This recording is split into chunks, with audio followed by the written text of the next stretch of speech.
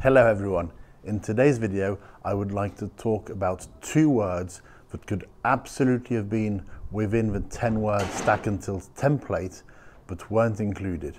And those words are shoulder up. Let's have a look.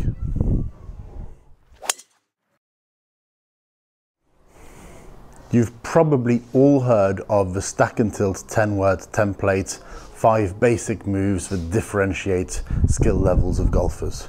So those words are weight forwards, shoulder down, hands in, arm straight, tuck hips, okay? And the shoulder down component is that the lead shoulder during the backswing is moving downwards throughout that motion, and that left shoulder moving down is in effect the left shoulder tilt. So it's set up, my trail shoulder is a little bit lower than the lead shoulder, like so, but through the time and space of the backswing, you start to see the left shoulder move lower than the trail shoulder. And what does that allow the golfer to do? It allows the golfer to maintain their inclination to the ground when put in combination with extension and rotation, okay? So it's always been shoulder down, but what if we were to simply reverse that, and instead of thinking of the lead shoulder, think of the trail shoulder. So at the same time that lead shoulder is moving downwards, the trail shoulder is moving upwards throughout that motion, like so. So at setup, the trail shoulder is lower, and then very early on, it starts to raise so that it's higher than the lead shoulder. So trail shoulder up. Now you might say this is a little different. It's the same move, it's the same thing. Phil, why are you talking about this? Well, quite simply because it just gives us a different reference point, a different interpretation, a different feel for you as the golfer to try and enable you to do what it is we're trying to achieve, which is a centered shoulder turn, okay? So I'm in position. What can happen when the golfer is focusing a lot on this lead shoulder down is that this shoulder down moves for a little bit and it's going down, it's going down, it's going down. The axis is steady, and very often from sort of P3 onwards, you start to see the golfer start to go back and across like this. Now, if that golfer was thinking about the trail shoulder, as the trail shoulder works its way upwards, it's also working its way forwards towards the target. So it could be with this very subtle, tiny change in feel, trail shoulder up, trail shoulder up, trail shoulder up, trail shoulder up.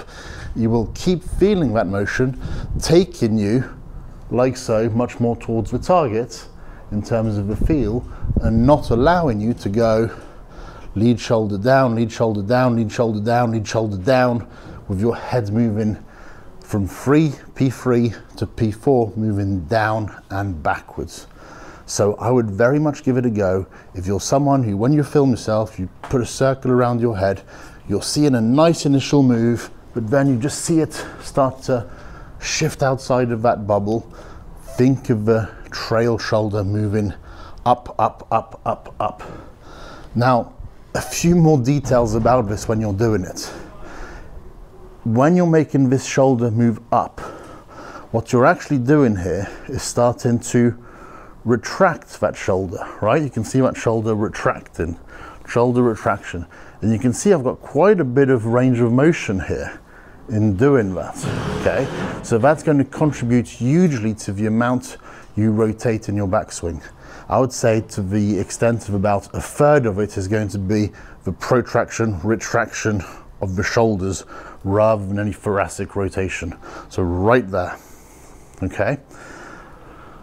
If you're able to start to do that and retract the shoulder for longer, you're going to be able to keep the arms straighter longer, because as you facilitate the turn, you facilitate you being able to maintain your arms straight and your hands traveling on the inward arc during the backswing. As soon as the rotation dissipates, slows down, then it's all too easy to start to actually flex that shoulder raise the hands, separate the elbows like so. So it's really going to have a beneficial impact on the geometry of that entire backswing. At the same time you're retracting that shoulder, what are you going to do as you start going back? Like I said, this shoulder's going up, but as it keeps going up, it's also going around, and that's taking it forwards. So as you feel that shoulder move up and forwards, you're going to start to feel the extension in the upper body. And that extension obviously is what's helping you stay in position with the head. If you don't have enough extension, there's too much flexion, the head is moving backwards. And doing that, you're properly getting yourself into a position at the top of the swing where you've created max potential power right here. You can see the extension in my spine. So you are retracting, and as you're doing that, it's helping you also to extend the thoracic, and it's happening very much from the upper portion of your body. And as it happens from there, it's going to start to work its way downwards. It just makes the whole thing much easier. So simply, instead of thinking shoulder down, think to yourself shoulder up. Even more so, think shoulder up and forwards. And I think this is really going to help you guys who've been having difficulties with maintaining the head position for long enough. It's really going to enable you to get to this spot right here. You'll have more depth, you'll have straighter arms, you'll have more structure, you'll have more potential speed, you'll have more accuracy, you'll be tracing a better circle because your head isn't shifting backwards away from the target. So give it a go. Your keywords, your new words as part of the Stack and Tilt 10-word template: shoulder up, trail shoulder up. Give it a go. Thank you very much for watching the video. If you have any comments at all, then please don't hesitate to pop them down in the comments below. Likewise, if you haven't yet, then please do like and subscribe to my channel. It's absolutely going to help you play your best golf. Likewise, it will help me build a sound community of golfers all wanting to improve.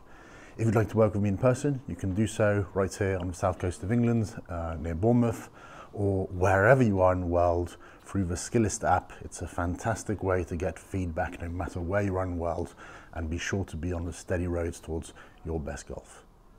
Happy golfing.